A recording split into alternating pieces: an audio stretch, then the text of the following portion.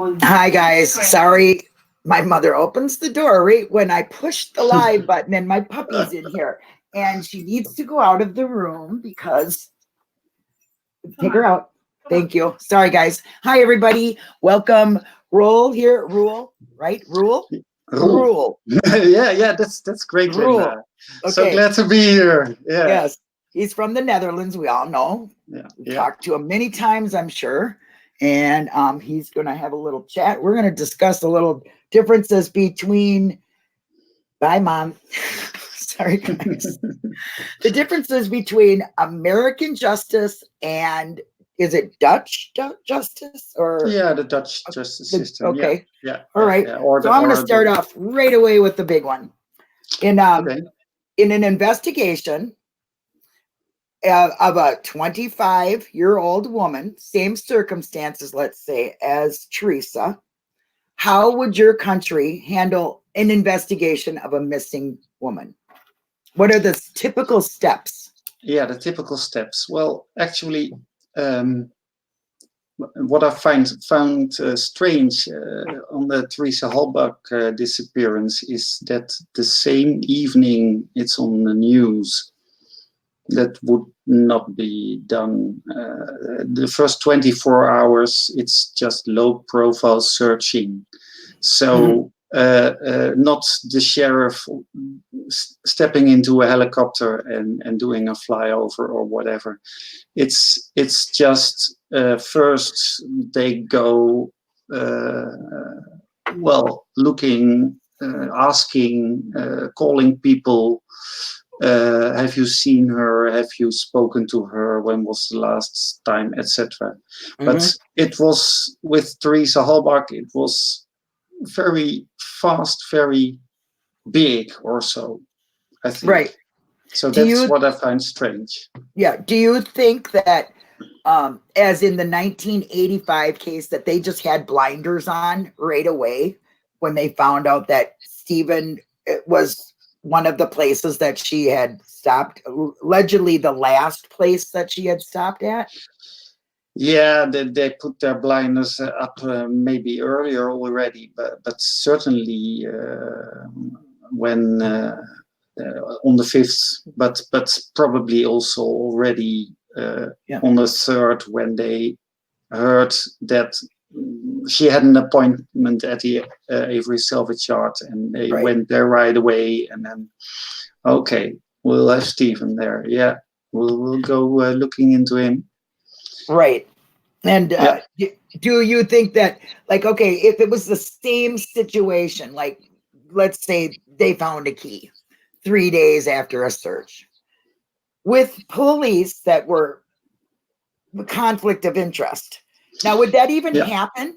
Oh, that wouldn't be possible at all, because if it was a conflict of interest, they would have been very keen to exclude those people right from the start in the search or whatever, because if you do those kind of things with people having a conflict of interest, then the district attorney and the judge will throw out everything. The district attorney will even say to those investigators, "You're out of your mind being there. You have no duty to be there. Go away because you're screwing my case." So that's what the district attorney already will say. And then if the district attorney makes a mistake, then the judge will say, "Oh, it's what we call a vormfout." An error of formality or whatever. Error of justice. And it will be thrown out, or the case will be dismissed or whatever. So the DAs in our country are held accountable, are very eager to do everything by the book. Yep. That's the difference. And that is a big difference. And you don't have a jury system, though, either, do you? No, we don't have a jury system. Can you explain that? Yeah, actually, when a person has done an offense or what a crime, then if it's a small crime, it will be just a judge, and of course he will have a lawyer, and it's one judge. If it's a bigger crime like a rape or a murder or a serious assault like that, then in most of the cases there will be 3 judges. So you're not dependent on whether one judge just has a good day or not, right? If he's doing your trial. Yeah. So I think, in my opinion, that's a good thing, because juries are, with all due respect, they are amateurs. They haven't been trained, they haven't had education to be a juror. And what I see in many US cases is that in the end, it's about, do we believe the defendant or do we believe the DA? Yep. And then the reasonable doubt is on the background, and it's just a 50-50. If it's more likely that the DA is right, then we'll convict him. If it's more likely that the defendant is right, then we will let him go. And I think that's the problem. In the end, it's the reasonable doubt is being forgotten. Yeah. Do you think that they listen to more of what the lawyers are saying than looking at evidence? Then is that what you would say? It boils down to not just the evidence, and their mind is not cluttered with other stuff. They're listening to the words. Because, and the show around it, because it's basically the one who puts up the best show wins. And it's not about, mostly it's not about the evidence, because the evidence gets so complicated so very fast, and people try to understand and they do their best, but even if you think you understand that, and you can see what the expert means. Right. Do you still know that 3 weeks later, when you're deliberating with the other jurors about the verdict? Yeah. You can't remember that all. No. And then they say, oh, well, what did those experts say? And were they right or were they wrong? And were they conflicting, those testimonies, or were they not? You can't remember that all. It's an impossible job, in my opinion, to be a juror, especially in these kind of cases. Oh, I hope my internet don't start messing up. Sorry, but do you and your judge when you? Okay, how does your prosecuting attorneys and your judges, are they elected by like a poll, or is it they go to school? They are assigned, and so they apply for the job, and they need to get the job because they're good and not because they are popular.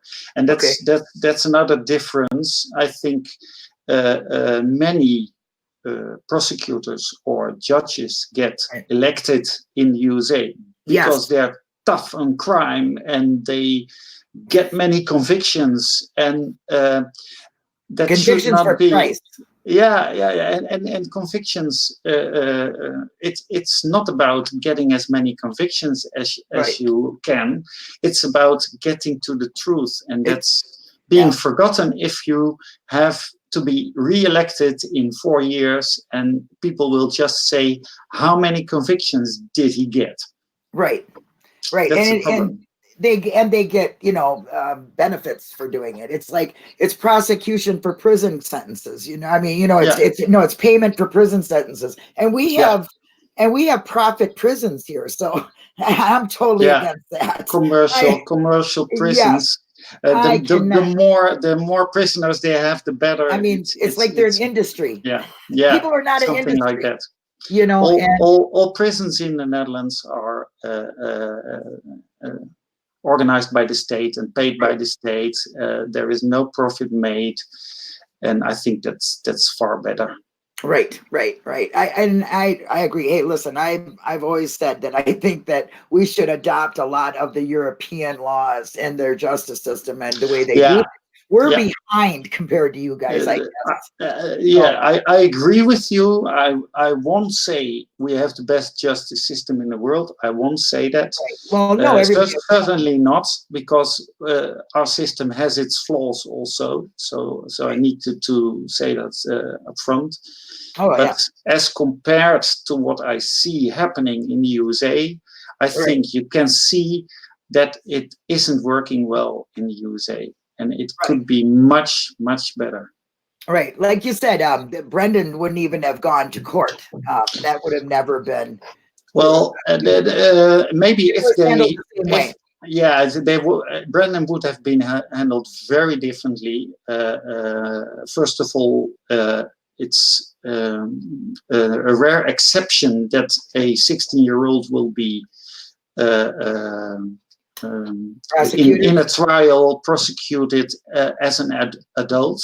Mm-hmm. It happens only very, very few cases in the Netherlands when it's very gruesome or whatever. But in those cases, they have far more evidence, and they are absolutely sure that juvenile did it. But even if he had been convicted, right, due to his age and due to the fact that if he had done it, he had only helped his uncle who was an adult, then he would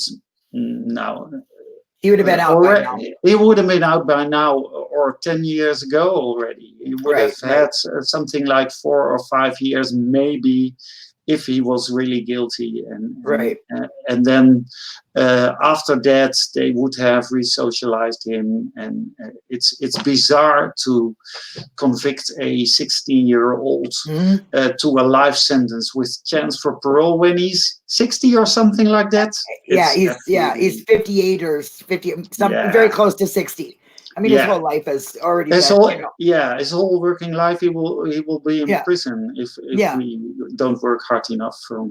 Right. And I have a problem with the sentencing in the United States for certain things too. Of course, I mean, there are some very stiff sentencing for things that could be rehabilitated, and not enough stiff sentencing for things that cannot be rehabilitated. And really, a lot of, like mental patient prisons need to, be there. You know what I mean? And we don't have them anymore. We used to have a big one, but in Minnesota, but we don't have them anymore. So I think it just is completely broken here in the United States. Yeah, and I think there are what I read is that sentencing is different depending on where you're from, your state. If you're rich or not.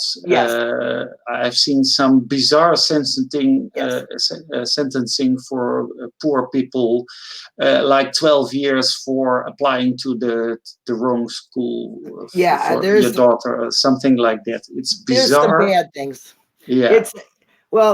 In Minnesota, which is right next door to Wisconsin, I mean, we are sister states. I'm like, 20 minutes, 40 minutes at the most to a big town, there. But we have totally different, processes when it comes to that kind of thing in juveniles. They can't be seen without a lawyer. They can't be seen without their parents. It would not happen. A judge would throw it out, So that's good. We do have accountability for our police. Maybe it's not the best, but there still is accountability. They do get go to court if they've killed somebody wrongfully and go to jail. So cross my fingers, that's pretty good to hear still. But Wisconsin can pick and choose and not have the same, standards. Like a kid can be prosecuted, but don't have to have its parents, things like that. So I think that's what brings more corruption, is when you don't have stiffer laws, or it's not across the board. We are one country. If you have prosecutorial immunity, for instance, that's a very bad thing. A prosecutor can, in most states, I guess, can get away with almost anything. Mm-hmm. And what is it? What happens to you or your judges, or would they be accountable for doing something to this? Oh yeah, certainly they're accountable. And well, let me tell you, if as someone in our country had done a press conference like Ken Kretz did with Brendan, he would have been fired the next day at the least, and certainly not been able to prosecute the case further. And I've in fact, and maybe he would have been sued for that, or how do you call that? It's not actually sued. There would have been a complaint, I think. Right. Yes. I've never seen that before, and to my knowledge, I've never seen it since. I didn't know you could do that. I was very shocked when I seen that. Like I said, at first, when I first seen it the very first time, I thought it wasn't real. I thought it was just a movie. No. And then somebody said something on Facebook, so I watched it again, and then it started to grip me that this is real. And then I thought, well, like everybody, they're out. They got it settled. They're out. Yeah. After the 10th episode of season 1, I thought, well, it's now, well, so many years later, they must be out already. Right. And then, that's just, I think that's a first shock. Okay. But then when you start to read the documents, which I was going to ask you, how do you get the documents from America? Just through the internet? You get them the same way we do? Certainly. I started, I think, with a Facebook group to read stuff there, and then you get links to, in the Facebook post, you see links to YouTubes, and then the first YouTube I saw was from Eric Kose, I think, and then it was very nice to see, and I was a regular visitor. Right. And then, going to others, and somewhere during that YouTube phase, I discovered Reddit, and it was so much information. So I love many Reddit. things. Yeah, I do. So I do. That was the second wave, but, and then the third wave is Discord and having real time collaboration with cooperation and stuff, researching together. That's good. I say bring them together. More numbers that work together, the stronger we are. You know what I mean? You could have a really very strong, band amongst the many. I feel that way. But when after that, I got to Twitter. So well, I'm kind of a Twitter freak, so I get that. And I discovered I thought Twitter, well, it's such a chaos, but I actually discovered that you can have a conversation with people and act like in a group. It's not with the normal boundaries you have in a Discord group or whatever. It's a bit more fake at the How do you post all them documents? I can't even post a document. It tells me, no, you can't do that. You know what I'm saying? But I wanted to say something that I noticed about you right away, is that you have a mental knowledge of all the transcripts, the evidence. No, I don't think so. I have some knowledge. I have quite a bit of knowledge. Yes. Okay, I'll admit that. Yes. But I'm a very fast searcher. So whenever I need something, I can find it generally very fast, and that's why I don't need to internalize all and everything. So maybe it looks like I know it does many things. Yeah, it does. It's intimidating, but that's okay. Well, maybe I just can't find things fast. That's the thing. I've learned a lot since I first started, believe you me. Oh, yeah. But let's lead into the tweets then. Let's talk about your what turned out to just be a tweet you were doing one day, and then now it's yeah, a series. actually, the first one I did on the 4th of November. It was the 4th of November, but I realized that in the USA it was still the 3rd, November 3rd. Yeah, yeah. And I said, well, 15 years ago today, the Karen Helbach call came in, or maybe it had something to do with Colborne visiting Stephen, whatever. That was the first tweet, and I wasn't trying to start a series at that moment. Right. So the next day I forgot, and it became November 5th, and I say, oh, this is the day that the car was discovered. Let's do a tweet about that. And I said, 15 years ago, the RAV4 was discovered, and well, and you lay out all the documents. I mean, you lay out everything for everybody to see. So you're not only putting up a headline, you're giving them the facts to see. Which, hey, hats off to you. Actually, that's difficult because a tweet has 280 characters. And if you're posting links, it's actually less. I have never exactly calculated how many characters you're missing then, but you'll have less then.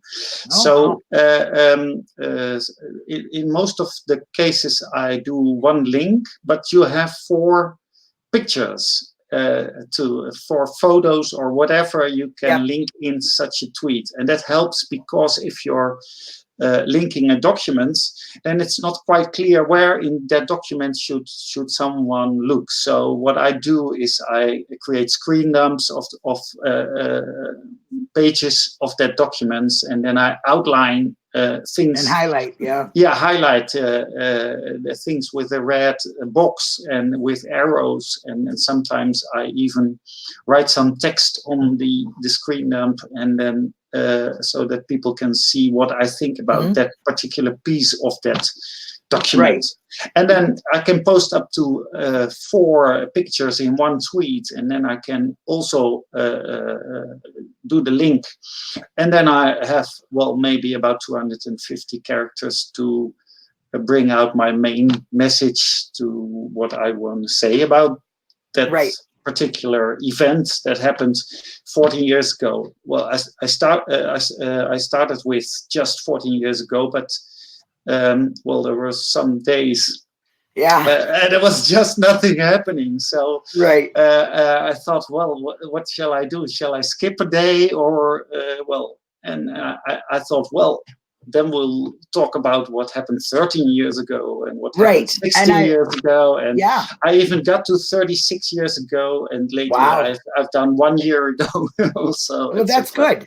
I think it's really good because you're putting a timeline on things, you know. So that's one thing I like about Millbilly's dispatch calls is you can be right there when it's going. You can place yourself, you can hear what's going on between the family, the police, what they're thinking. I mean, maybe the police are a little bit on the shady side, of course, but you're still getting a lot of information from their own voices. So to me, that's you know, priceless. I think that's well, wonderful. actually, I don't listen too much to the calls that are out there, and I think that the reason is because for me, I'm not a native English speaker, so for me it's difficult to hear what they're actually saying. Every word, right? Especially when the quality of the phone line is bad, or whatever stuff the police uses in their dispatch calls. It's for me. It's confusing. I can't concentrate enough to hear all that. So we need to translate them. Transcribe. Translate them. If you transcript, then I'll read all the calls. But the listening to the calls, I usually leave that to other people and to people who are more comfortable in hearing every word in the English language. And for me, you got shortcuts. So, well, then that leads me to another question. What was like when in your research? What is the one thing that you've liked to research on continually? Like, is it the burning barrels, or is it the key, or the rev, or the bone placement? You know what I'm saying? Yeah. I've done quite a few Reddit posts. If you are looking for me on I've Reddit, seen you them. must look for Lion Eagle 64. I'm Lion Eagle 64 on Reddit, and I think I've done quite a few about bones. So yeah, I'm especially interested in the bones, and I've done some about DNA, although I'm not a specialist on DNA. Yeah, But even the specialists aren't specialists. Yeah, because it changes. but yeah, I'm a mathematician actually, so I like to do things with spreadsheets. So DNA is your thing then. You know, the points and it's kind of, you know, I learned a little bit about it, but not too much. But I find it very fascinating. Yeah. So, but yes. I also like to research in photos. But my fellow Dutchman Joris is a little bit better in that, and he does geolocation very well. And he's also a magician with spreadsheets. So most of the spreadsheets that are out there are made by Joris, and I use them very, very often to. By who? To do things. Joris 74. Girls can put that in, so we can. He's on Twitter too, a fellow Dutchman, and he's a great researcher, and he does many things. Well, we'll have to get him on here. Yeah, maybe. Because I just want the real, you know, I don't even care if you don't research. If you're a supporter, I want to hear if you got something to say, because I think it's important. Yeah, you know. But so then there's a really, like, I've always wondered what other countries think of our process once they know. I mean, with all this evidence, it's clear to see that, you know, they need to have a trial and everything. Does your country handle that the same way? If they come up with new evidence or evidence that wasn't presented at the time, how does your country handle that process? Yeah. Actually, we have had some wrongful convictions in the Netherlands. I think in the last 20 years, it's less than 10 actually, which have gotten to the news. So it's not very many, but there have been some high-profile wrongful convictions which needed to be researched again. The case need to be opened again, and sometimes there was a new trial, but in most cases it was just a matter of getting the evidence to the prosecution, and then even sometimes the prosecution is going to investigate again to see haven't we made a mistake? Didn't we do something wrong? So the zealous behavior of I want to keep my conviction at all costs, I don't think you see that in the Netherlands very often. I think it's a rare exception. And if there's new evidence, you get a new trial or at least a new hearing. And what I find mind-boggling is that if you do an appeal in the USA, at first you arrive at the same judge who convicted you. Yeah, I think that's a conflict of interest totally. Well, yeah, what is he going to say? I mean, he's going to say I don't like my judgment. I did it wrong. Or maybe I had a bad jury, but well, that would be his excuse. Okay, I did my job, but the jury didn't. Well, okay. Well, in most cases, in virtually all cases, that judge will say, okay, we'll keep the conviction. And so you just lose 2-3 years with that, and then you can start your real appeal process. Right. In the Netherlands, you'll never arrive at the same judge. If you appeal, then you get another judge. And it makes sense. That makes sense. I mean, what is the judge going to say? I'm sorry, I made a wrong decision. I'm going to overturn my decision. Yeah, something like that. I must have been drunk that night. Yeah. You know, it doesn't make sense. A lot of it does not even just make common sense with the things going on. You know, like with an investigation, there's certain steps you take along the line.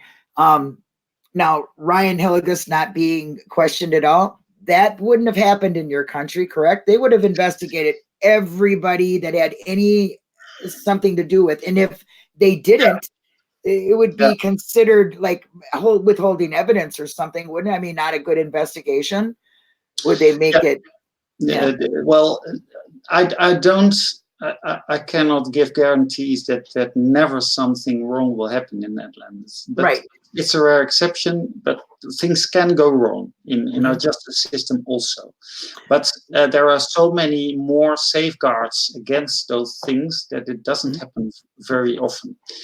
And looking at other suspects, that's a good thing that you mentioned that, because what is different is the jury of Stephen's case never heard about other suspects, because the judge is desperately trying to didn't allow Denny keep that all away from them, and that's such a bizarre thing. I never heard it. If a person in a trial in the Netherlands says, "Well, have you looked at that other suspect?" That's totally allowed in trial, and the judge, if it's unsubstantiated, if it's just a wild guess, then the judge will say, "Well, it's just a wild guess," but he will listen to it. If the defense attorney brings it up, then it may be said. So it's not all about, oh, is the jury allowed to hear this or not, because they might be influenced. And everything is in the open. So that's a big difference, because the judges are the ones who are going to hear that and are the ones who eventually will take a decision on that. And the judges are professionals. So if the defense attorney is just wildly guessing, well, the judge will see that and he will write in his decision why. They give an explanation. They give an explanation. They say, well, I disregard that suspect because there is really no evidence that he has anything to do with that. So so it's more about the evidence than it is about what the lawyers are saying, unlike the US. Because it's a show. If a jury is a show, and what may be said in the show, what may not be said in the show, it's a director's cut. It's And I've never heard of not having. Well, they call it Denny in Wisconsin. I don't know what it's called here, but I've never heard of a murder case where you couldn't say, "Hey, wait a minute, I'm not the one that did it. This person had some," you know what I mean? Point the finger at somebody else. That is your civil right to do, and they didn't allow that. But in many states, it's not allowed. If there's a jury, and the jury is the cause of that, because everyone is afraid of the jury. The defendant is afraid of the jury, because why do so many defendants not speak in their trial? That's because they are afraid the jury will dislike the defendant and will say, well, maybe he did it. So to be sure, let's not get this guy out because he might kill someone else. Something like that. And that's why in the Netherlands, I think 99% of the defendants do have their say in the trial, because the judge is a professional, and they are not as afraid of the judge as they would be of the jury in the USA, I think.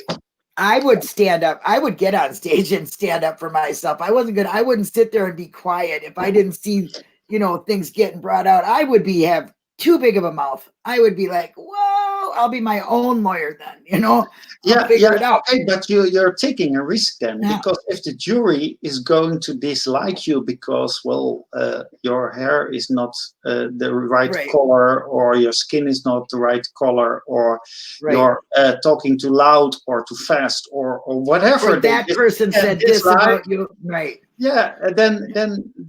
it can because the jurors are amateurs. They need to go to. I think they are going to be influenced by things they don't know about themselves. Right. And I think they should go to training. If you're going to be a juror, you should go to a course to be able to understand what, at the certain very people are least, saying. at the very least, yeah. Yeah. I mean, something, you can give it in school. Yeah. You can have it, since everybody, but I've never been Yeah, called for it. I've thought, well, I will never be called because I'm in the Netherlands, but Right. I have thought about if I lived in the USA and would be called as a juror. Well, after knowing all this about all those wrongful convictions, etc., I'm thinking, who am I to say it has been proven that someone did it? I'm a mathematician. Something has been proven if there's no possibility that it isn't the truth. Well, in most cases, it's not about that 100%. So I would be very much tempted to say, well, it's very likely, highly likely, but not proven. So I'm going to acquit that person. Right. And how does your country handle confessions? Like, look at the dream killer. If you haven't seen it, I mean, that's a dream, and they spent time in jail for that. And that one guy's still there. And then we have Brendan, who is, to me, 100%. You can see it being fed false. Yeah. We've also had Central Park 5. The innocent man, our man, them are cases of, and then we got the killer confession that's out now. This guy he confessed to everything. Yeah. I haven't seen that yet, but I won't spoil it for you. I lately saw Dream Killer. But, So, and I mean, we have all these confessions, and they're all been false. Yeah, confessions weigh heavily in the US because actually when someone has confessed, even if he recants later, the jury will still think, well, innocent people don't confess, as Fallon also told in Brendan's trial. Well, they need to confess and have evidence for it. Yeah. Do you know what I'm saying? A good confession with evidence backing, like control questions and just, in my opinion, a confession should be the start of looking for the right evidence. The start of the investigation. Prove that the confession is correct. I agree. Because also some people confess to crimes they haven't done and who aren't even accused. Right. And I mean, they just confess. So why would you believe someone who confesses if there is no evidence to back it up? So it should be a starting point for finding evidence to back it up. To start a true investigation into what they're saying. Yeah. Check it all out. Eric Cozy had Steve Moore on. I don't know if you ever were able to watch that, but he said the same thing. Yeah. We don't take a confession without backing all the words and making sure that the timeline matches, that there's things that we didn't know about that come out. I mean, there's several steps you can take to have a good confession. I mean, I'm not against confessions. I just am against false confessions and learning the difference. It isn't that hard. No. And if you look at Brendan's confession, it's not only a matter of that he recants later. The many questions he needs to answer, he gives 3 or 4 different answers. Yeah. And then each time different. And then at one point, the investigators are happy and say, well, that's the right answer. Now we believe you.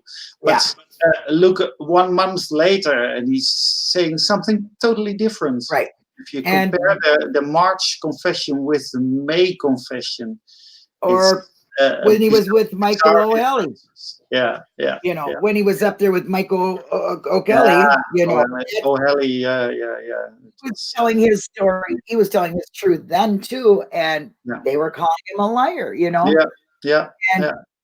that's the next day he goes to the police station again, and then he is being threatened with his mom, and then he confesses again, but he confesses to a completely different story than he did in March. So it's totally unbelievable, that confession. The fact that you know, was still telling his story, and they were calling him a liar. You know what I'm saying? And Yeah. nobody was listening to him. You know, it's just sad. And then I just heard on Millbilly's channel, Barb talking to Steven about Brendan and what Brendan said and how it doesn't make sense and this and that, and how come she can't believe it, and that the cops are doing all these things, you know, keeping them, you know, doing exactly what they were trying to do, break them apart, you know. And it's only words on Brendan's part, but it's words that the circuit court judges asked, was there any evidence that was found with these words? Well, of course, we all know that it was spoon-fed to him about the bullet, which is extremely shady situation. So, and also the hood latch was also fed. Right, and that was fed too. So you got these things that have evidence, but were fed to him by the police, and they don't seem to think that there's anything wrong with that. That is still him bearing his soul, you know, because he couldn't live with this anymore. You know, and Luke Burke at the en banc said, well, the fact that Brendan said he heard Teresa scream and that he smelled the burning flesh, etc., was also corroborating for his confession. You don't even know if that's true. How can you prove that Brendan heard something, that Brendan smelled something? That's only words. Right. I mean, the timelines don't match at all. And I mean, there's just so many like crooked turnarounds and things, just, you know, the bad dates. I mean, the layers are very, very thick, like an onion. Just so, you know, there's so many, you know, to try to get through. If a case like this, like just say this case was in your country, how would people be looking at this if this was going on there? What would the people do? I mean, you know, because here we are supporters, and we got all from across the world supporting. What would your country do if this was going on? You know what I'm saying? Yeah, that's difficult to imagine because a case like this, I can't imagine it happening here. So what would be done? We have had some wrongful convictions cases, and they're mostly there are some people picking up those cases and diving into it and getting evidence, new evidence, etc. There are some professional TV guys who do that kind of things. Peter R. de Vries, I don't know if you know the name, but he has also done investigation in a Natalie Holloway case. He cracked even that case. Good. Yeah, and like sorry? we got. Do they listen? Does your country listen to the public? Like we got, you know, petitions going on, and you know we're, you know, making documentaries, and we're on YouTube. And does your country take public opinion into consideration, or is it just run by like? It's difficult. Let me give you an example. We have a wrongful conviction, Yatsen Singh. That's a person who's being convicted in the USA. It's a Dutchman actually. But he's already more than 30, I think 34, 35 years in prison. And there's a petition going on to get him to the Netherlands, because in the Netherlands he would have been let out because due to his age, he's already in his 70s, his health is not good. He's probably innocent. We can't prove it because all documentation and evidence has been gone somewhere, has disappeared, etc. So it's very difficult. And it's very difficult. But there are all kind of shady circumstances, like a snitch who has been recanting his witness testimony later, and a DA who has been put off the job because he was misconducting in other cases also. So there are very many indications. Yeah, it sounds familiar. There are many indications that he's innocent too. And Right. I'm convicted Jaitan Singh is also innocent. And he has already spent 35 years in jail. That's so terrible. It's enough now, and he's not well, he's ill, and let him die in the Netherlands, and let him live his last years in the Netherlands. And the problem is we need to get our government to ask to the United States to have him transferred from the USA to the Netherlands. We're working on that currently, and it's we don't get many responses. I've done some tweets to the Minister of Justice and the Minister of Foreign Affairs, and with some parliament members, but well, I don't get many responses. They are asking questions. The parliament members are asking questions to the minister, but minister is very slow in responding. Looks like Judge Angie or so. Right. Do you have guidelines as far as sentencing? You know, because we have federal guidelines and state guidelines, but they tend to vary from state to state.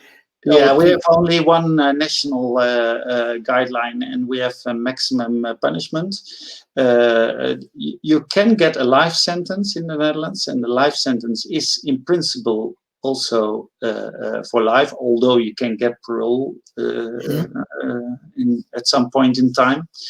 But if you're not getting a life sentence, then the maximum punishment will be 30 years. It used to be 20, but it's now 30. But then you're not 30 years in jail, because after having, I think, 18 years from that 30, and if you're behaving well in prison, then you may get out after 18 years, but you're being controlled and you're being checked on if you don't misbehave and if you're not right. Does anybody whatever want to ask a question? You can put it in here, and we'll he's got his pop out chat, and I can see everybody. Hi, Piddlin Bill. Hi, Jax, Catnip, Rhonda, Jean, Captain, Horatio, McGillick. Yeah, who's talking about the 140 characters from Twitter. I'm so glad that they doubled it. I wouldn't have been able to do my 40 years ago in Manotalk series with only 140 characters. And I don't like those tweets that say 1 of 5, 2 of 5, 3 of 5. I don't like that to do that, because it's kind of cheating, and it's not what Twitter is meant for. But I'm very fond of that 280 characters as compared to the 140 before. I got answers here from your little puzzle. Oh, the famous quotes, crosswords. Yeah. Quotes. You know, I think you're missing 8 down. Okay. But I'm not positive on that. But I was able to answer some of them. Have you gotten a good response on them? I love them things that people come up with. I mean, that just kind of makes it fun to learn, about things. So, and kind of gets you to know where you're at in the case too. There's people constantly starting. So if they got something that's a little different, I think they like that too. So I thought that was really clever. I really like that. And I really hope that I made that crosswords actually when it was when the marathon went on, and I thought, well, people need to have to do something after the marathon, because they're falling in that big hole after the marathon is over. So I thought, well, I'll create a puzzle for them to do something to enjoy, to have fun after the marathon. So I created the famous quotes crosswords. I like it. I do. I think it's really kind of cool. Jinxie had the guess who this is when they were young thing. I was like, that's who? That's who? Who is that? Anyway, so yeah, and we've been linking your song and everything. Songs. The Yeah, Deceptions are what they are. Is that what Deceptions? Is that what they yeah. are? That's the latest one. That's about Kretz. Deceptions are what they are. Well, I got it here. So you want to listen to it? Okay. Let's hear it. Can you hear it? Ooh, it's very soft. Don't think you can hear that very well. Okay. Well, maybe I should not do it then, because I want people to hear it. You couldn't hear it, then that's okay. But anyway, I listened to it. Yeah, just send the link and then That's the one they're putting in. So we got that link going. Yeah, I've got 5 songs in total about the case. So I like this one. I like the way you explain things, and I mean, some of the things talking in between the verses. Yeah. Your word twisting is quite captivating. I'm like, oh, where'd you think of that? I like that. I like that kind of thing. It's why Twitter is always so nice, because you can do that word twisting and have a little bit of fun. And today I just thought about. I first wrote some highlights of the offer of proof of Ken Kretz, and I started thinking, why are those highlights? I call it lowlights. So I made a tweet with the lowlights of Ken Kretz offer of proof, and I find it enjoyable to do that kind of things. Just inventing new words. And I invented also disingenuous Wisconsin, which Eric Jose was quite jealous of, that he didn't invent that himself. Yeah, listen, that was good. I liked that. It came out really great. And he was playing on the channel. I'm like, listen to that. That's and it's not even a word, but you made it a word. Well, I guess that Captain Ratio is an imposter. I don't know about that. Probably isn't. But does anybody have any questions you want? What does this say? Apparently, I'm going way back up in chat, but here is another one of the captain's good old things. Apparently, most defense attorneys insist on the client not taking the witness stand. Yeah, I think that's true. I think it's and maybe it's a sensible thing to do if you have a jury. But I think if there wouldn't be a jury, I think most attorneys would let them take the stand. Right. Because a judge is better in, actually seeing what might be genuine and what might be, maybe clumsy or whatever. Stephen has also done some clumsy quotes in the press when he talked to the press, and they don't sound good if you hear that, if you see it in the newspaper. Right. I kind of understand him saying that. I also understand that if he would say such things in front of a jury, that it might not help him. So I understand why Buting and Strain said, Stephen, don't take stand, please, or whatever. Yeah. I've also heard that the family not showing emotion is part of something that they tell you not to do because the murderer gets off on that.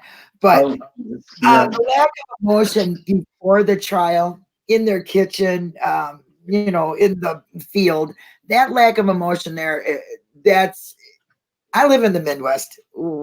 If that was my brother or my sister, I'd be losing it. My mother would be losing it. I mean, most people wouldn't have fake tears at their kitchen table. And that's what I thought, Karen. And no disrespect to Teresa's parents whatsoever. Maybe that is the way they handle it, but it doesn't seem that is correct. No. If you're looking at the 911 call from Karen, if you're listening actually to that call, it's just like she's saying she could go ordering a pizza. Yeah, order a pizza, a summer holiday, or whatever. It's not about. She's not worried at all. You can't hear anything about being worried or. I would be crazy. I mean, I would be a little bit nuts. And maybe they choose not to hear any of this. Maybe they do know what we're doing. I'm not sure of that because they've never, commented on it. But that's another thing I want to get your opinion on. In Making a Murderer 2, or Making a Murderer anyway, the famous thing of they left that stuff out. You know what I mean?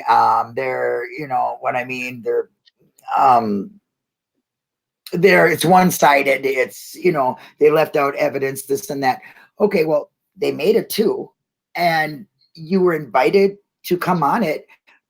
If it was me and I thought that they did a bad job, I'd go on there and show them the things they didn't do. I would go out and defend myself and okay, well, this is what you didn't do, and you made me look like, and Andy Colbert could have got up there and said, look, you guys cut that all up and I didn't say that, and da-da-da-da. You would want to redeem yourself if it was so bad, because they were complaining of, I'm not against, I am totally against anybody putting any death threats to anybody or physically saying they're going to harm their family and stuff. That is completely over the line.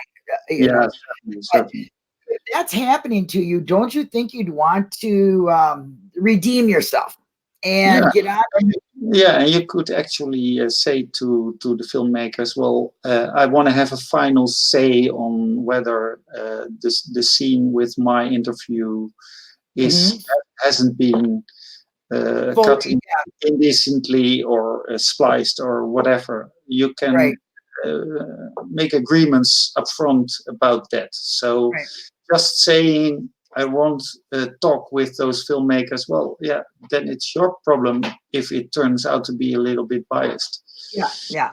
Because I think reading the documents, I don't think they left too much out. I mean, you can't. No, certainly not. There's a fantastic analysis of Making a Murderer on Reddit. I think it's by Stefan Klimbrunner or something like that.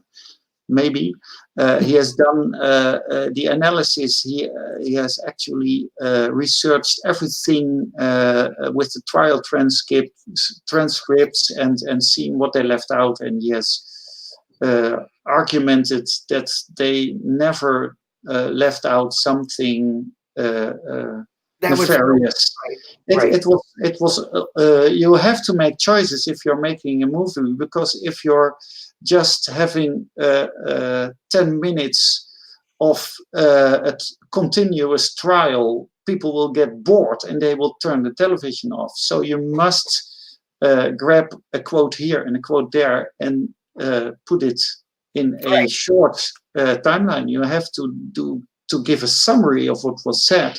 But the summary is actually fair, and that has been analyzed very thoroughly on that Reddit post. I agree with you. I really do think that they had a chance to redeem themselves if they really wanted to and felt that they were being done wrong.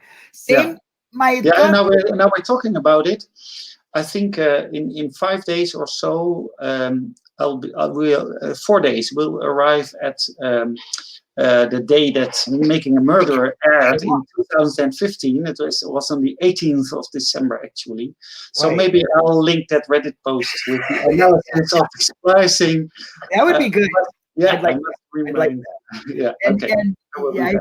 I think the same thing with the trial too. I think the state, saying these little things, going back and forth for all this time, that if they were so confident in their case and so steadfast that they were guilty, then they shouldn't have a problem proving that again. They should be able to, they should be able to go up and say, well, this stuff that she brought up is this, this, and this. And it has, but the fact that they don't even mention so many things that she talks about in there, they just kind of like don't even read it, I think that's very suspicious to me. It's just, I don't think that's way we should handle it in our justice system. I don't think they should be, if there's a Brady violation, 1, 2, 3, 4, how many does she have? 3, 4 of them? I'm sure. Six or seven at the moment. Yeah, but I think actually I have another one which Kathleen hasn't yet picked up, but I think Q2 CA, item CA, being searched, being investigated by the FBI, being and they never disclosed the report about that. So I think there is a report about Q2 about item CA, and that's somewhere in a drawer or whatever from maybe Kretz or. What is it? Yeah. It's an well, item BZ is the famous bone that had the 7 loci match with Teresa's pap smear sample, and item CA is also charred remains or charred stuff, and it has been sent to the FBI at exactly the same moment as BZ, but there's one difference: it didn't go to Eisenberg. Item BZ was first given to Culhane, and then Eisenberg got it for 3 days, and then she sent it to the FBI. Whereas item CA was retained at the crime lab. They didn't give it to Eisenberg, and after those 3 days, when Eisenberg sent item BZ, the crime lab sent item CA directly to the FBI. So, and they turned up to be Q1 and Q2 in FBI language. Mm-hmm. And about Q1, we have a report. We also have a report about Q3, Q4, Q5, etc., up to Q53, I think, in total. So we have a report about all those items except for Q2. So I think that's also a Brady violation. There must be a report on that item, but it's nowhere to be found. Right. So it's in a drawer. I think Fact-Bender has it in his possession. Weegert saved it with the spare tire cover or whatever. Link took it with him to Arizona, or maybe Alec took it with him on sabbatical. I don't know. We don't know, but it's out there somewhere. If we get it, I think it will be exculpatory. And actually, Jerry Buting asked about it in the pre-trial hearing. I think it's February 2007 or so, maybe. He asked about it. He said, why don't we have a report about Q2 up to Q10? Well, actually, he didn't have the report about Q3 to Q10. That was the electronics that were found in the cell phone barrel. But they later got a report between that moment and the trial. They got a report about Q3 to Q10, but he never inquired again about Q2. So that one was left in the air. Yeah. I think that's another Brady violation. Do you feel that the defense team's hands were really kind of tied when it came to the experts and being able to have an expert in time?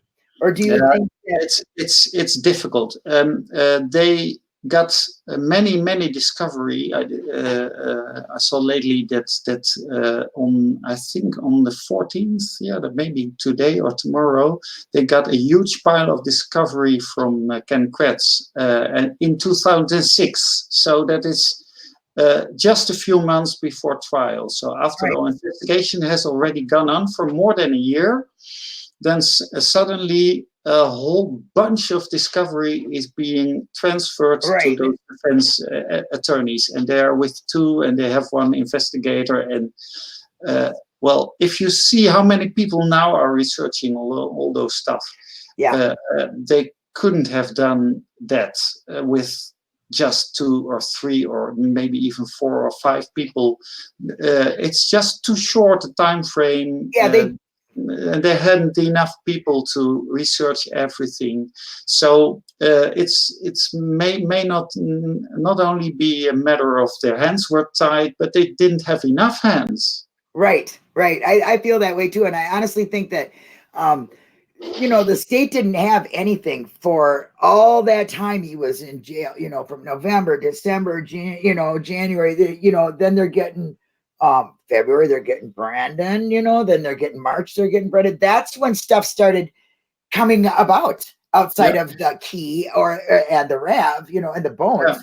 Yeah. But the bullet and the narrative and all this started being placed out when Brendan was put into it. And there's something that's always been very telling to me is that Ken Kretz says, you're not going to hear a narrative from me until the end of the trial. Well, you should have it all lined out. You should be able to say, this point, she did this, and this happened, and this is where we're at.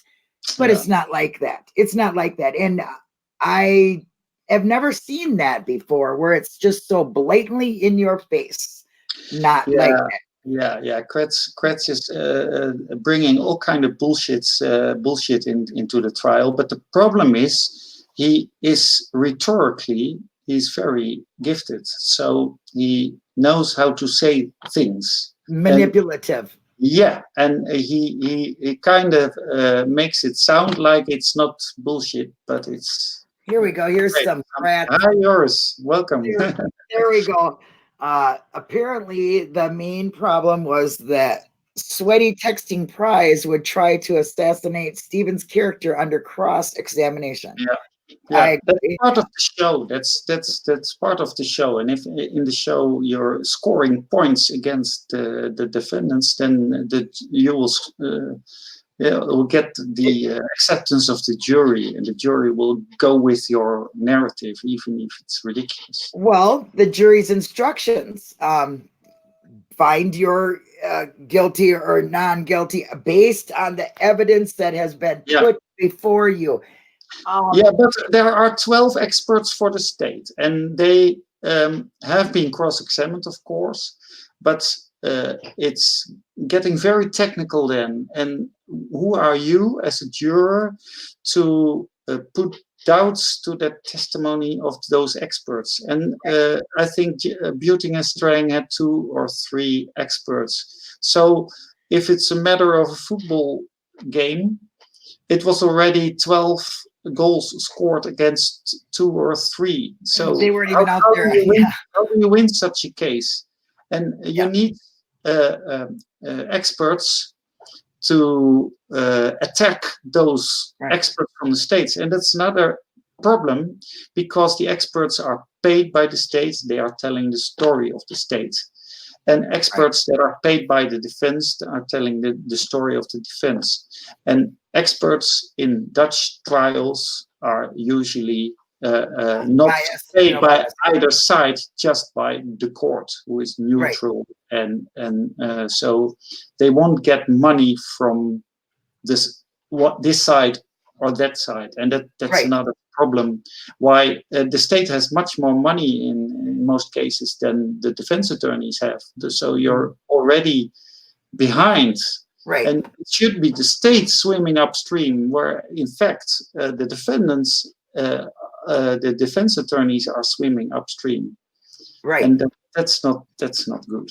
And well, like they said, if you want to, do swimming upstream or whatever, well, apparently you're supposed to do that, because you're supposed to prove that we did this, and we don't have to prove our innocence. You're supposed to prove us guilty. So, and then in turn, our innocence will be proven. But it doesn't act. It's not that way. Not when you're poisoning the jury pool and the public by making statements that are not verified. I mean, how many times do you say sweaty in one paragraph? And then you have sweat DNA. I think that was pre-planned. You know what I'm saying? Oh, yeah. And lately, Ken Kretz was on Twitter and saying he never said, he never mentioned the sweat DNA. Oh. Well, maybe it was Leah. He even said it in trial. So I screen dumped the trial quote, and I put it in a tweet. And I got blocked by Ken. So, well. You're not missing anything. Who cares? I mean, he just is a repetitive. He's like a minor bird. He just continually repeats the sad thing.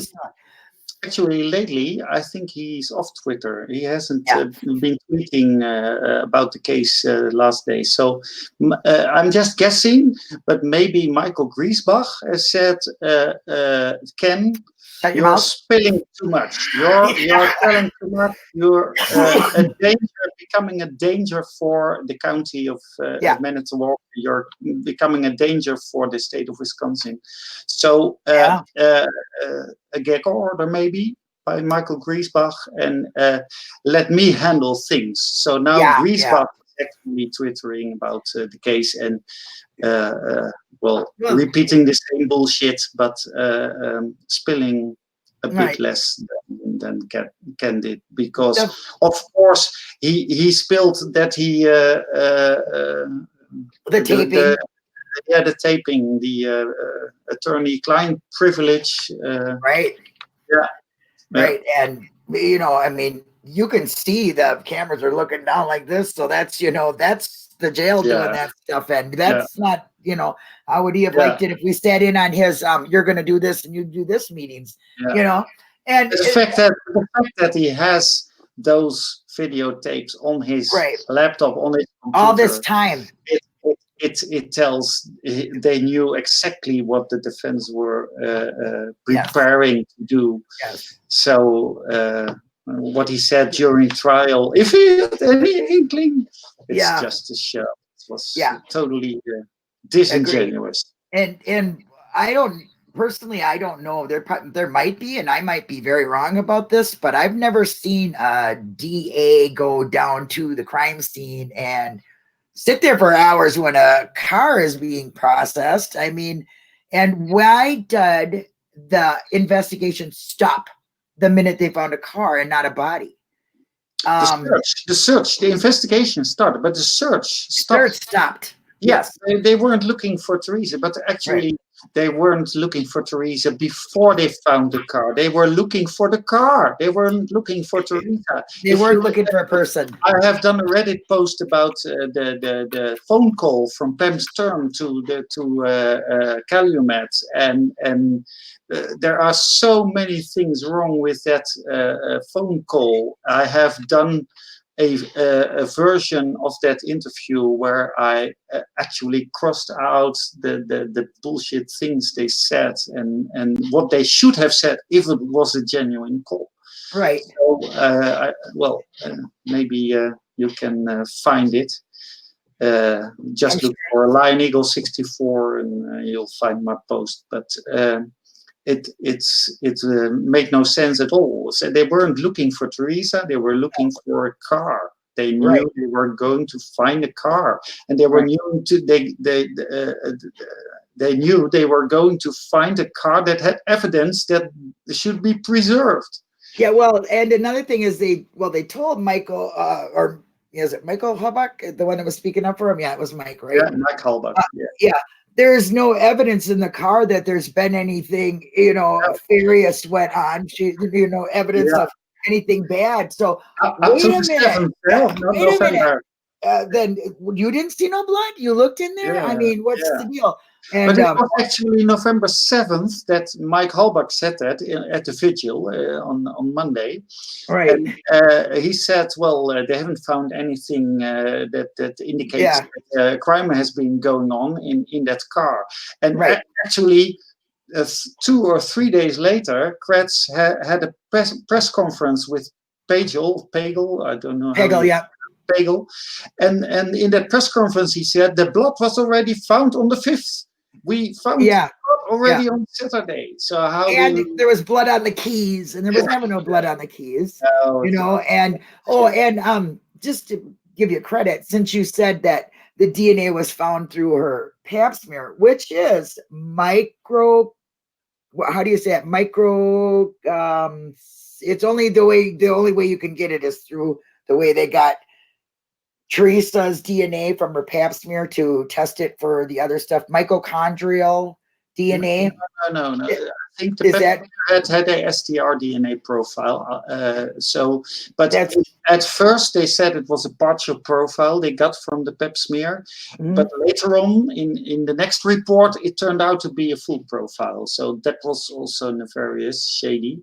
Right. But actually, you can get a STR DNA sample from a pap smear. It's the mitochondrial they did with the sample of Karen Albach. So okay. Okay, They that's went to the FBI, and the FBI did mitochondrial. see, learn something new Yeah. every day. I was Okay. getting confused. But and do you do blind testing in your country? Like, I mean, Sherry Kohler was told put it in the garage. But Yeah. if you don't know where, what it is, and then you're getting results from that, it tends to be a little more fair. So I'm all for blind testing. And I don't know actually if blind testing has been done, but we have a NFI. It is called the Forensic Institute, which does all the testing. And I don't know if they really do that double blind research, but I think. Writing a note, some investigator called me to put her in the garage or in the trailer. That's happening. That's not happening. That's not happening. I would like, excuse me, but and then the deviation paper being sent in before the bullet being tested. I mean, how? Oh, well, actually, I think the deviation paper was much later. Oh yeah, was it? But they backdated it, and they backdated it to the wrong date. That's my opinion about the deviation form. Yeah. That wouldn't work if I was running a company where dates, times depended on people's lives. Do you know what I'm saying? Yeah. They should be fired. You can't keep your records. You don't give a report till 8 years later. Dude, that's your job. Bye. Goodbye. Yeah.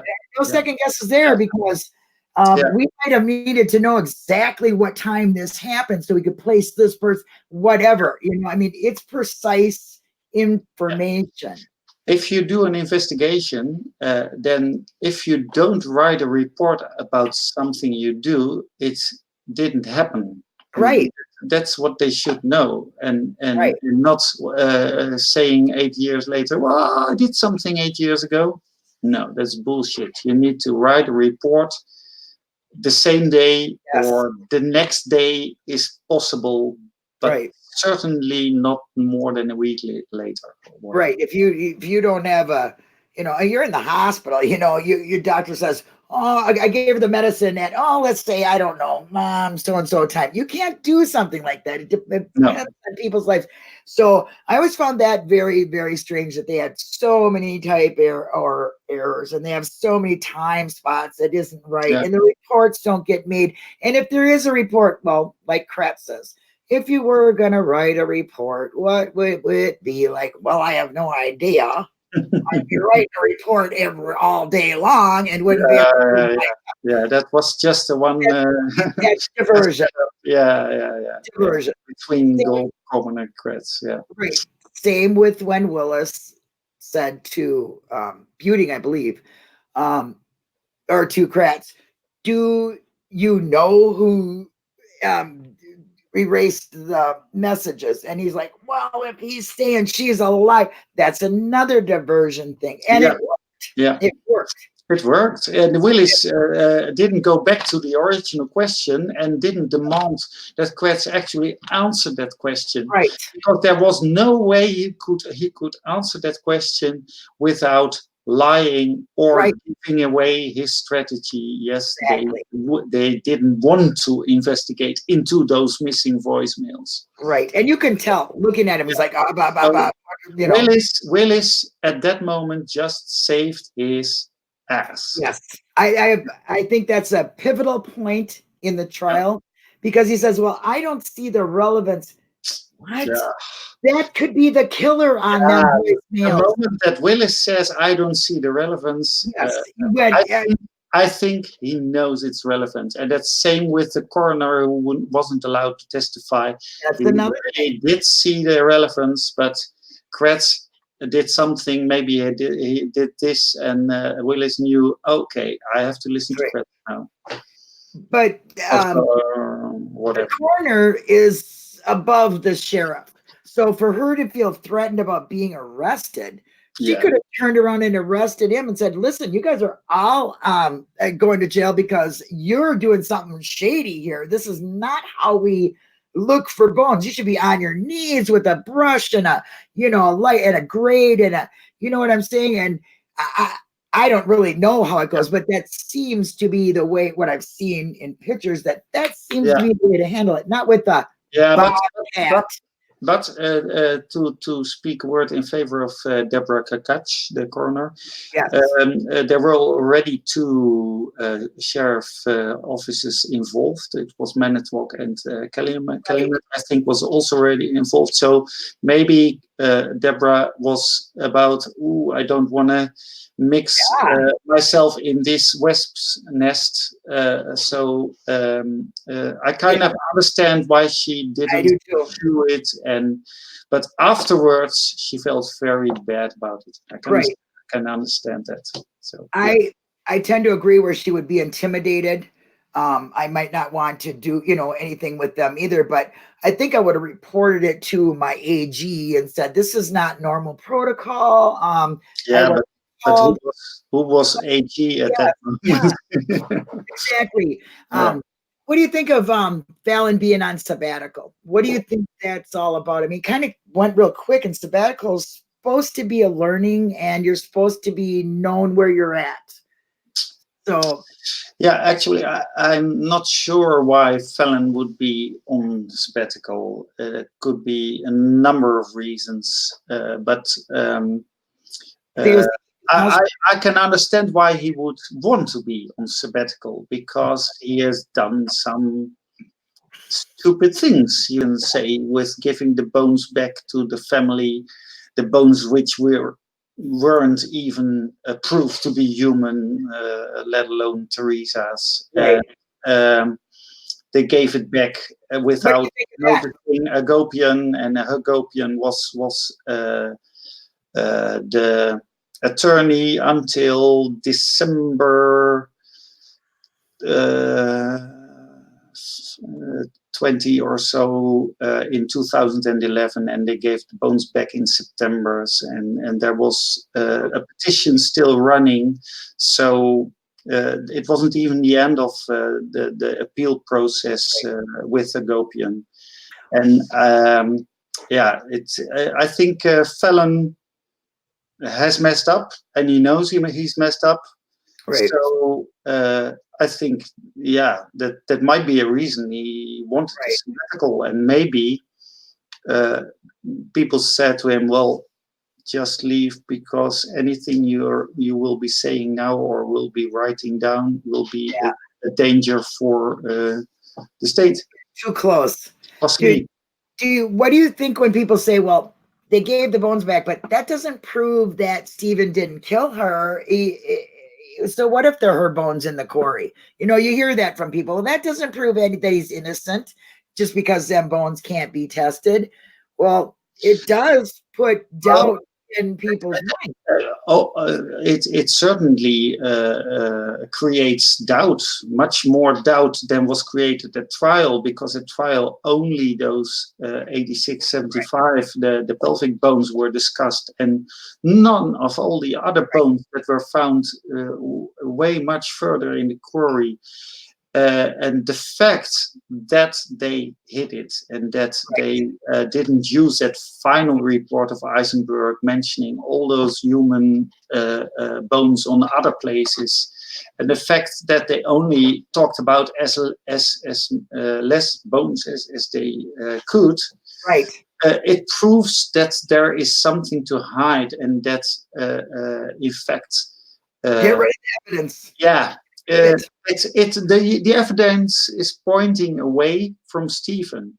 It doesn't prove that he did do it, but it creates much more reasonable doubt. And if the jury had heard about all those piles of bones and all those buckets of bones being found 2 miles away, they would have wondered, how does Stephen get all those bones there? And something like that. And Kretz then telling that Brendan said that Stephen took the golf cart to move those bones into the quarry. Well, they have a picture of that, though, a golf cart. Lies. Yeah. They have a lot of lies, a lot of it's just too shady. I mean, I think you could be a kindergartner and know your ABCs and look at some of this and just say, this is when he said, what do you think we are? Keystone cops? Well, yeah, you are. Yeah, you are, Kratz. You certainly are. And you're very telling in a lot of the things that he said, that he says. And the more evidence comes out, the less it looks like Stephen. The more it's away from him. Castro. Yeah. And in the beginning, they said, well, you stop looking at other suspects because all the evidence points at Avery. Well, if you only look at the evidence that points at Avery, but it's called tunnel vision. And if you have tunnel vision, then all evidence you'll look at is evidence pointing to your suspect. Yeah, but we have had some cases with tunnel visions in the Netherlands also. So it's kind of hard to not have any kind of tunnel vision. Well, you want to get the person. Yeah, but I think it's good to have people looking at from another viewpoint, having a fresh eye and challenging your assumptions. Right.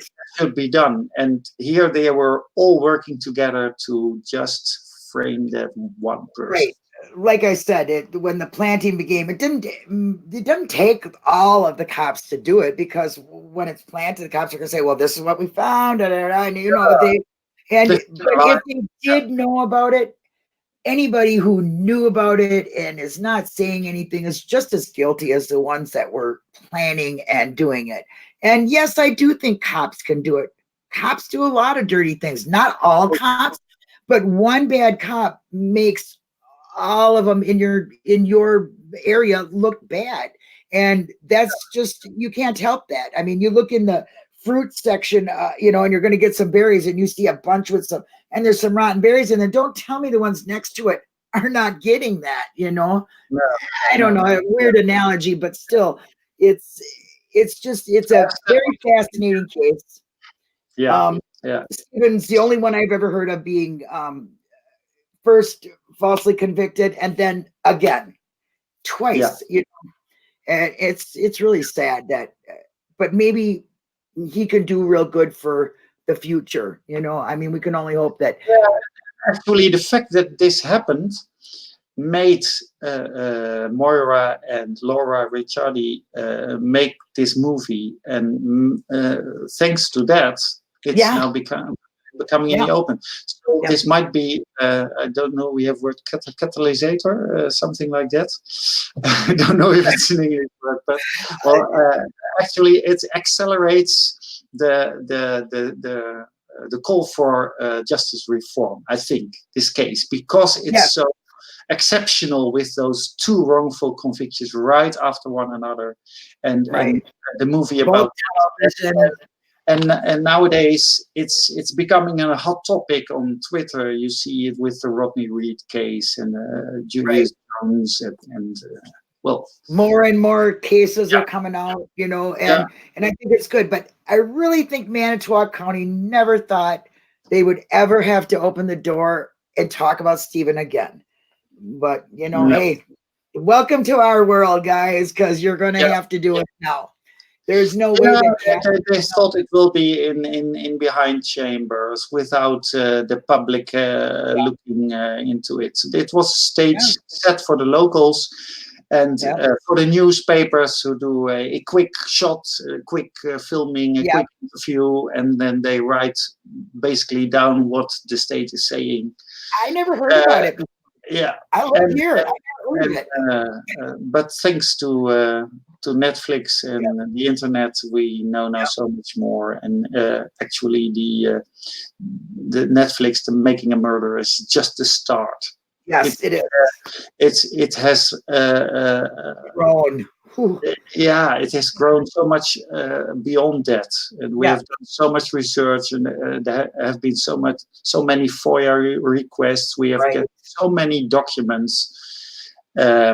It's grown way beyond that. And we can thank guys like you who put it out on Twitter for us to read. And, you know, I mean, I appreciate it because I mean, I am not a researcher. I wouldn't have any idea how to go about getting any of that stuff. So I love the fact that it's there for us. And I love the fact that we're all sharing it and learning together and helping others learn the right, you know, the facts instead of some of the conspiracy rabbit holes that we have all been down and probably will go down some more, but you got to use your logic. And you know, the legal factor of it to me is something that I want to see speed up. I think the process is too long to get somebody out. I firmly believe that. Certainly. But the most delay we have had lately is Judge Angie needing to decide on just one small thingy, and then taking 7 or 8 months for that.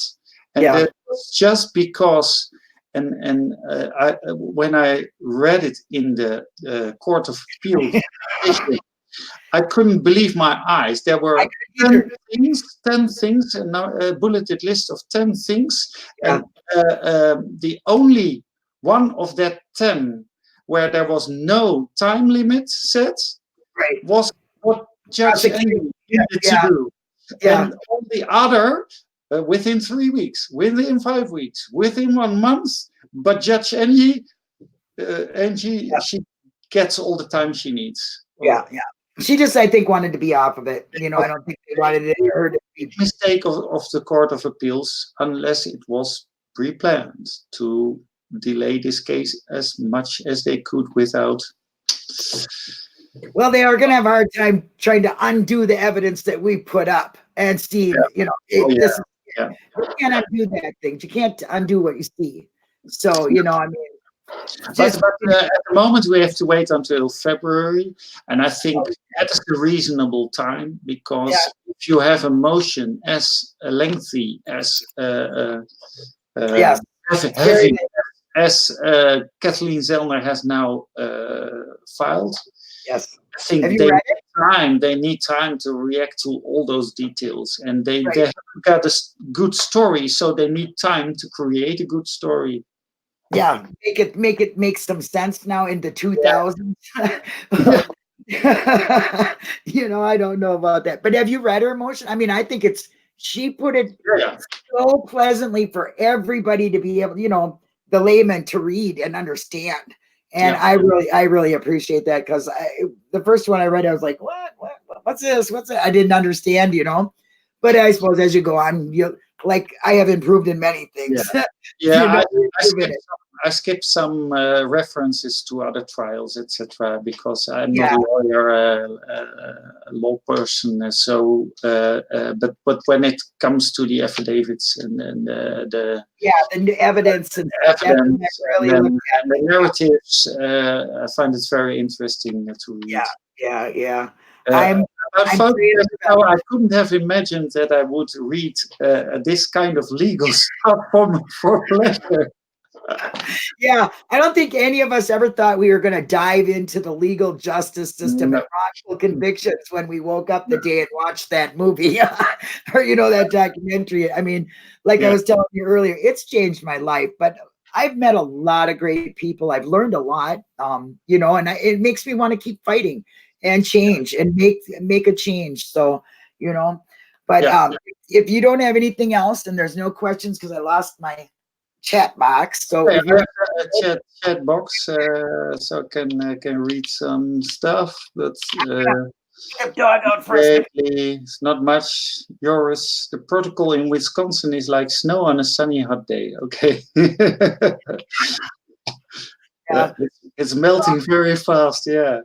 Well, let me tell you something. It is cold here, very cold. It's like 3 below, and there's snow. So, you know, I don't mind it. I'm in Minnesota. We like it. It changes here. It's actually nearly freezing here also, but I think not as cold as with you. But it's winter. Yeah. But you guys ice skate and you have snow. Certainly. Yeah, but I really want to thank you. It's been wonderful talking to you. Come back anytime. It was my pleasure being here, and I've found it an honor to be able to talk with you, Linda. Thank you. I didn't talk too fast. Maybe no, a little. No, it was most of the time. It was pretty much okay. Yeah. Okay. Everybody hit him up. Look at him. Look at his great tweets on Twitter, and his wonderful songs he's made up about disingenuosity in Wisconsin, and some of the judges. Disingenuous Wisconsin. There you go. Wisconsin. Yeah. Discord, and he's in the community. Thank you so much.